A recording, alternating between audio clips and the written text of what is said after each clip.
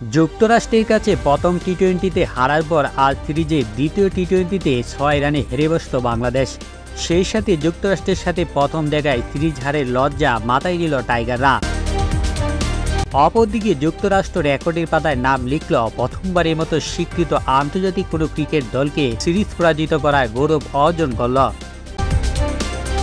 যুক্তরাষ্ট্র ও West Indies ২০২৪ টি-20 বিশ্বকাপের প্রস্তুতি উপলক্ষে জিম্বাবুয়ের সাথে হোম সিরিজে ৫টি টি-20 ম্যাচ খেলে বাংলাদেশ।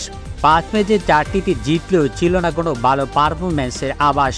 টি-20 বিশ্বকাপে যুক্তরাষ্ট্রের কন্ডিশন ও আবহাওয়া বোঝার জন্য বিসিবি নবাগত যুক্তরাষ্ট্রের সাথে টি-20 সিরিজ আয়োজন করে।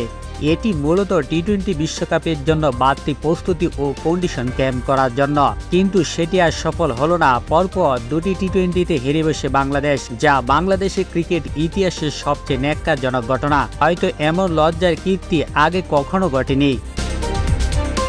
দ্বিতীয় টি-20তে বাংলাদেশ টসে জিতে বোলিংয়ের সিদ্ধান্ত নেয় বাংলাদেশ ক্যাপ্টেন নাজমুল ইসলাম শান্ত।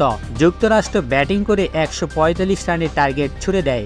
যুক্তরাষ্ট্রের হয়ে মোনাক প্যাটেল, জন্স ও টাইলার যথাক্রমে ৪২, ৩৫ ও ৩১ রান নেয় এবং বাংলাদেশের হয়ে শরীফুল, রিশাদ ও সাকিব দুটি করে উইকেট নেয়।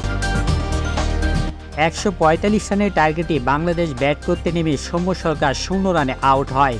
তারপর তানজিম তামিম, সাকিব, শান্ত, তাওহিদ হৃদয় ২-৩ অঙ্কের ফিগারে ভালোই আঘাত ছিল। ১৬তম ওভারে জাকের আলী ৩ বলে ৩ এবং সাকিব আল হাসান ১৮ বলে ২৬ রান নিয়ে দায়িত্ব সামলে এগোচ্ছিল। হুট করেই জিততে যাওয়া ম্যাচটি দিয়ে দিল বাংলাদেশ এবং শেষ ৬ বলে ১২ রানের সমীকরণ মিলাতে গিয়ে অল আউট হয় বাংলাদেশ। সেই সাথে লজ্জায় পরাজয় বরণ করে টাইগাররা।